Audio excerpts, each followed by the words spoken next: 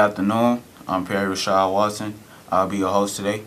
I'm a peer advocate with Grand Boulevard Coalition, and our mission is to prevent the underage drinking and drugging in our community. So, this past week, Tuesday, we attended as a team. We attended the City Hall council about the youth employment going on in the city.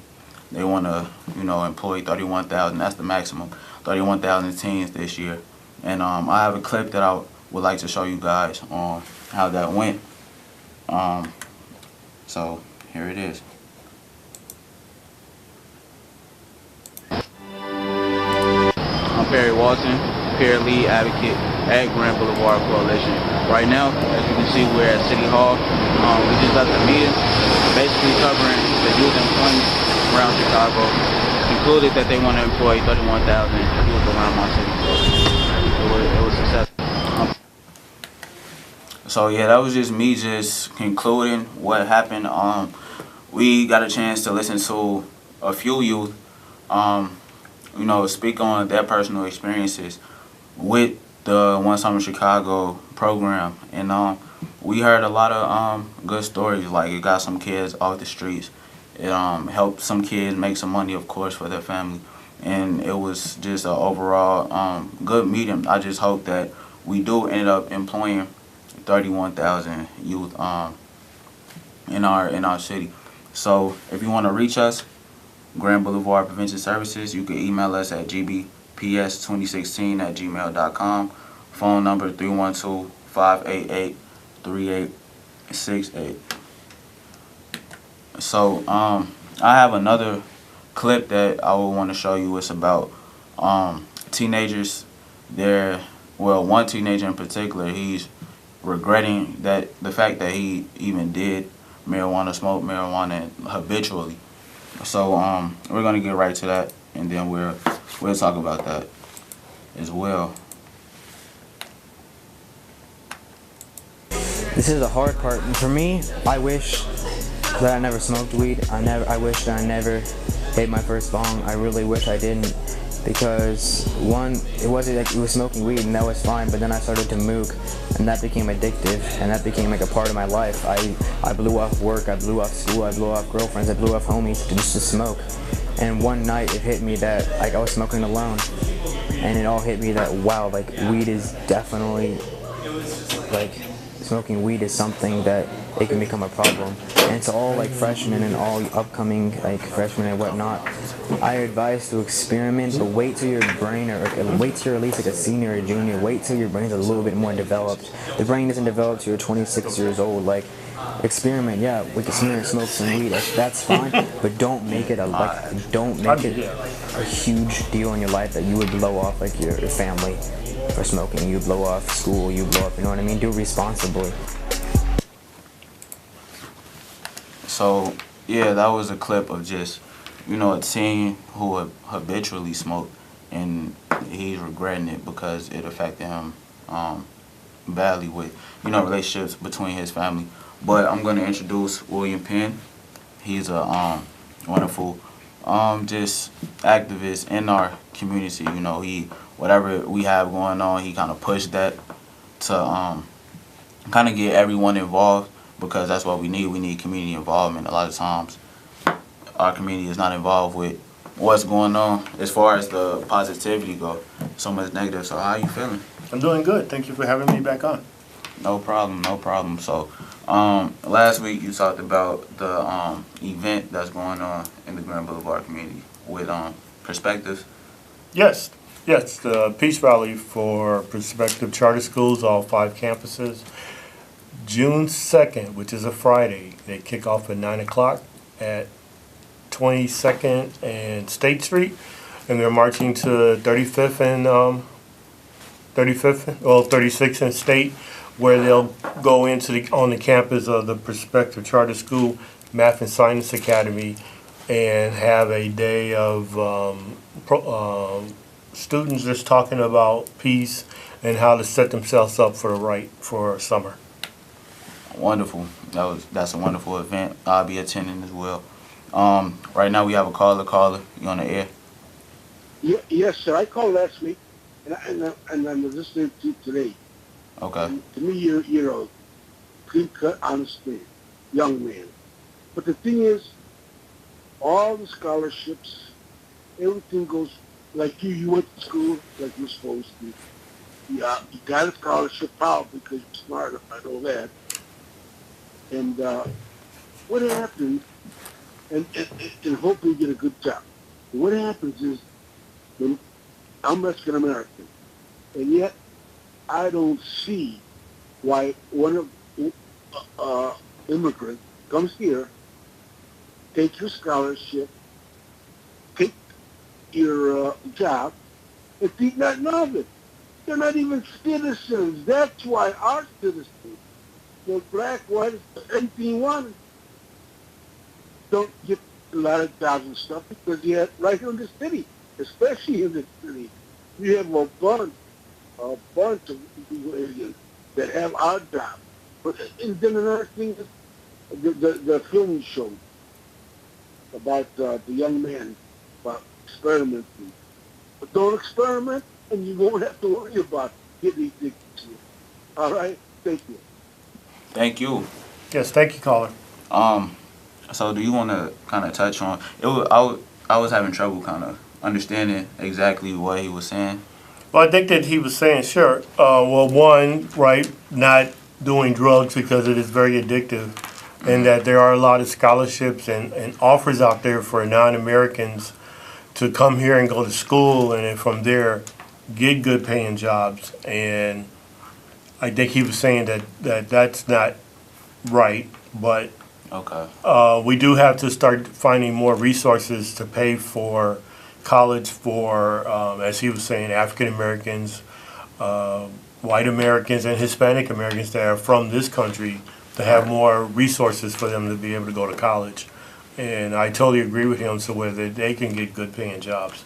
Right. And I think he in there was saying that please don't smoke marijuana because it does have an adverse effect on you. And as it's beginning to be more freer for people to use, you still got the youth and even people up to my age who still look for work or do work, still have to take tests to make sure that they're able to do certain jobs, and that if you're taking a drug test or alcohol test or whatever with your background check, that goes in there, it might not make a difference how much education you have. You still might not be able to get the job only because you don't pass the drug test. Right. You don't believe that we have enough resources? I don't think that we have enough resources, and I don't think that there are enough people explaining what resources we do have. We do have a lot of opportunity fall by the wayside because people just don't know. Right. And the gentleman was correct. We just got to figure. We can't solve that problem today, but we definitely need to have a bulletin board or a website or something and say, here are all scholarships for a certain type of person. Everybody should apply because everybody's not going to get it, but you never know that you might be one of the lucky ones to get money to be able to go to school. And I definitely agree. I feel like social media is a perfect platform to do that because people, first of all, everyone and their mother is on some type of social media platform. And people share things anyway, so why not share some knowledge and some resources to help somebody that need it out or that may want it out. So we definitely have, the tools, but like you said, like people are not, people are not really letting you know that these resources are out for the ones that we do have.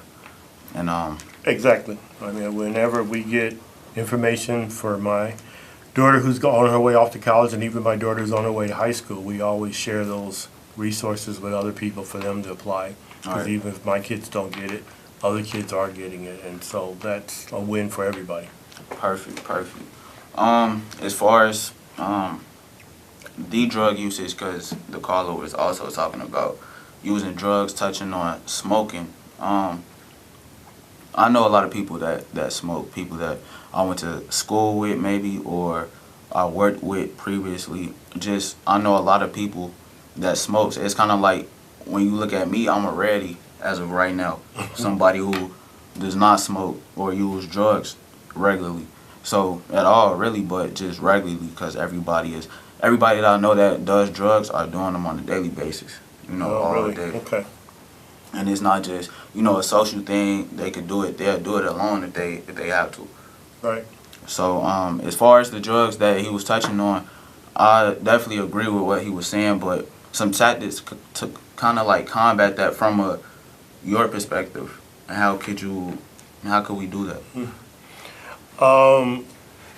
Well, I think that we need to talk to some of these youth and people who just do it in general and see why, and then combat it by having information or resources, or finding out what's the purpose behind it. I know when I was growing up, alcohol was a little more prevalent than drugs, and so I know being myself a sophomore, or I'm sorry, not a sophomore, but maybe a senior in high school, the older looking kids were able to purchase it, and that because they didn't really cart as much. And so we all sample it, even I got a chance to sample it, but I think it's the constitution of the person and their parent raising them. I didn't like the way it tastes, and so to this day, I don't really drink. I mean, I have a beer or wine here and there, but it never was something that really took a hold of me that I had to go and deal with. Right. Again, if you want to reach us, Grand Boulevard Prevention Services, you can email us at gbps2016@gmail.com. Also, you could call us 312-588-3868. Good afternoon. All right, Perry. How you doing? Hey, man. Thanks for having me. Oh, no problem, no All problem. right. So we have here Obadeli. I'm sure he's not a stranger to the platform. So tell us your thoughts on what's going on right now in time. Well, let me just start off by saying this to your viewing audience, Perry, and thanks for having me on the Grand Boulevard Prevention Coalition show. I want to first you see I got the big ass Simeon Wolverines. I want to give a big shout out to Simeon High School. Their baseball team won the city championship on Monday. Coach Butler and all those guys over there. Though I'm not a Wolverine, my late brother was. I've always supported Simeon and the great work that they've done with turning out young men and getting them into college on baseball scholarships. So I want to first give a big shout out to Coach Darrell Butler and the leadership over at Simeon High School, and to all those young men who played. They did a great job. And to Leroy Franklin, who really set the, the foundation for Simeon baseball. So with that being said, Perry, as we come on these shows and talk about community engagement and community activities, the more we have conversations, the more things pretty much stay the same, man. With violence in our communities, with the lack of employment, and so we're still hampered with these type of social issues, and even given the status of our young people, and where we at today. So not much, unfortunately, not a whole lot has changed. I will say though, this is prom season, this is graduation season, and I'm just hoping that this summer would be better. I hope our communities and our mindsets would be better than the Chicago weather. I mean, can you believe this? One day it's 90 degrees and the next day it's 40. I mean, 50 degrees. The same day sometimes. Yeah. We went through 3 seasons in 24 hours. And that's kind of typifies of where our community is across the board. You have some communities that thrive, that don't have these issues of violence, but then you got others, man, it's terrible. And we experienced a shooting, in fact, just last night at 27th and State. A young man, 20 years old, got shot in the head. I mean, my point is, I can go on and talk about it. You can read it in the newspaper. We are in a state of emergency as it relates to violence in our community. And I know I talk about the fact that it is employment, but it's not just that. It is a lot the home. It is the church. It's the school. It's the businesses. It's local government. So we all play a role in the responsibility for our community. All right. And you definitely have a point. Could you hold that thought for me? Sure. We have a caller. Caller, you on the air? Yes. Hello, yes. Good evening. Good evening. I'm calling about my concern with the children or the youth that won't be able to get these summer jobs for the summer. And that lies a platform for their usage in drugs, violence, and other things. I need to know what is the city doing in reference to the jobs, because they outnumber the availability. All right. Well, thank you. Yeah, thank you for your call. I can tell you that recently this Tuesday, I attended the City Hall meeting about the One Summer Chicago. They trying to reach out to, employ 31,000 youth, which is, to me, is not really that much compared to how many youth is actually applying to these jobs.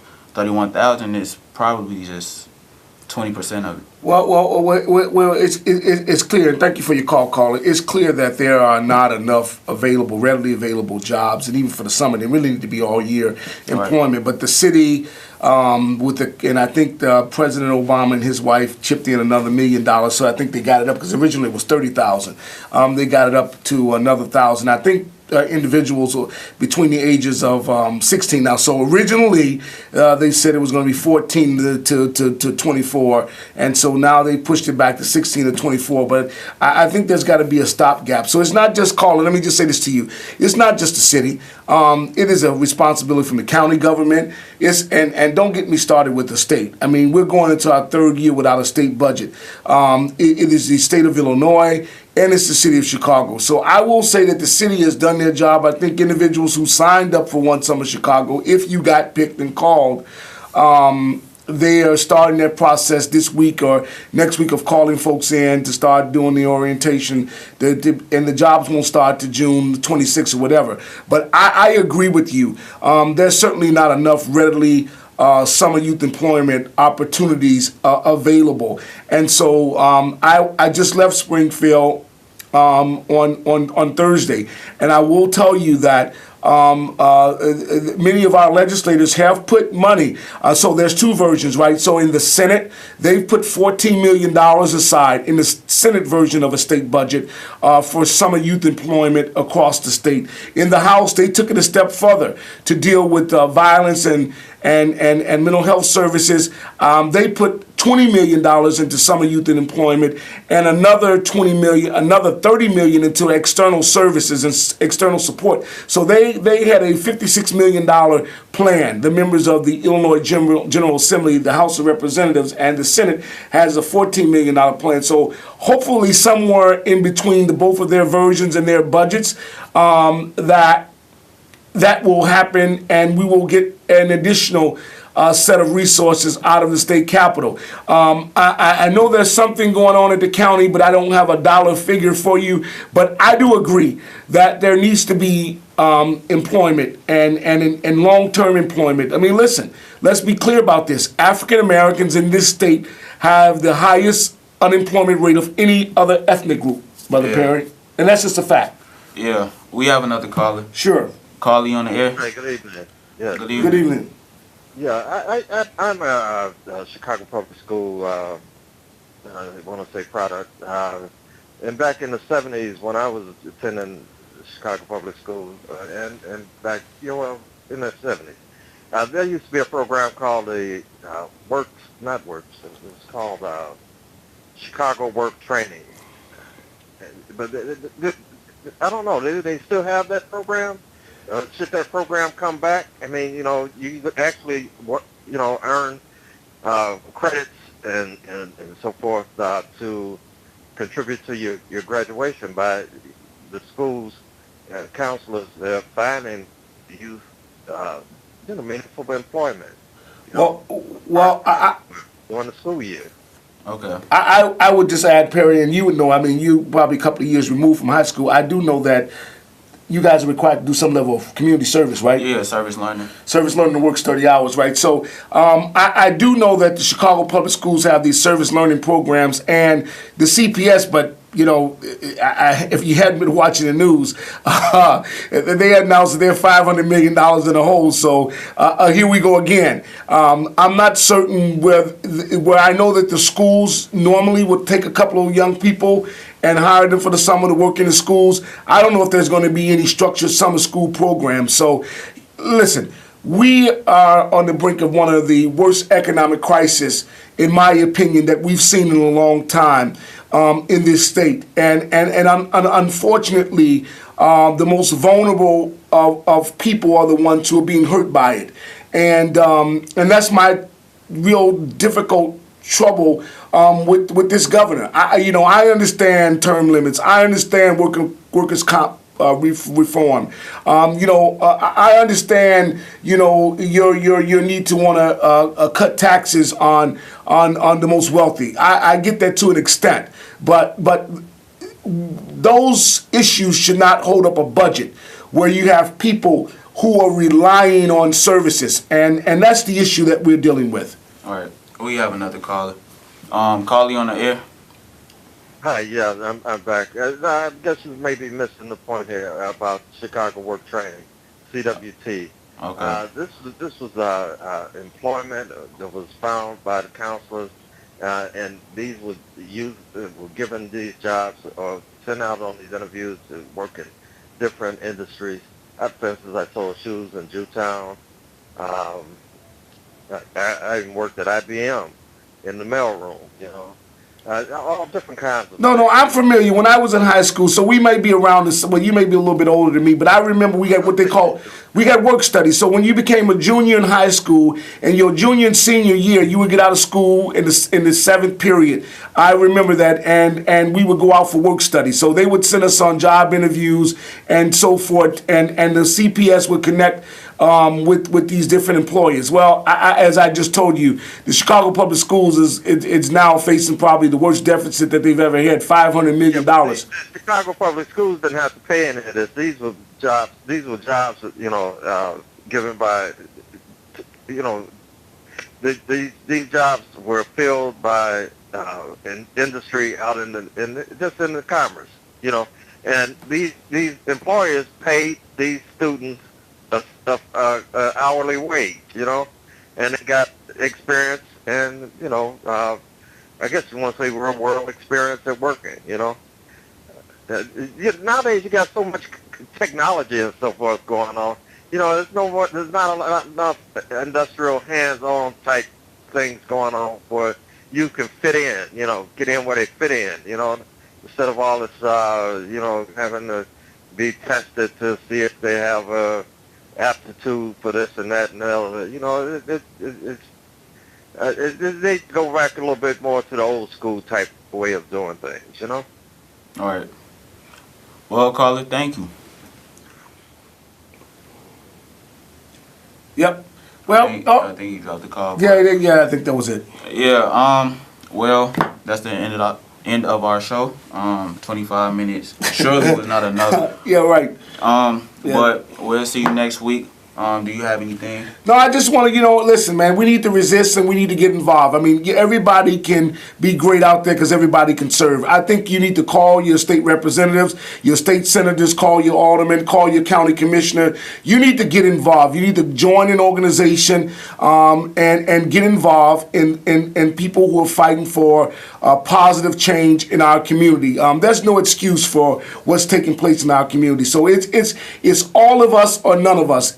Is your block today, mine tomorrow, or mine today, yours tomorrow. We need to get involved. Right. And he said it. See you next week.